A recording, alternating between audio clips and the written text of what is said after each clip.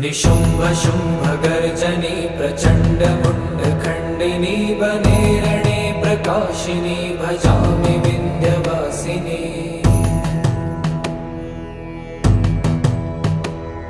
त्रिशूलमुण्डधारिणी धराविघातहारिणी गृहे गृहे निवासिनी भजामि विन्ध्यवासिनी।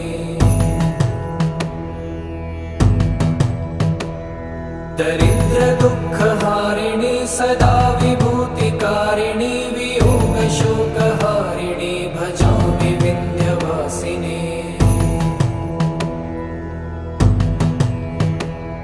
लसत्सुलोललोचनं लतासनं वरप्रदं कपालशूलं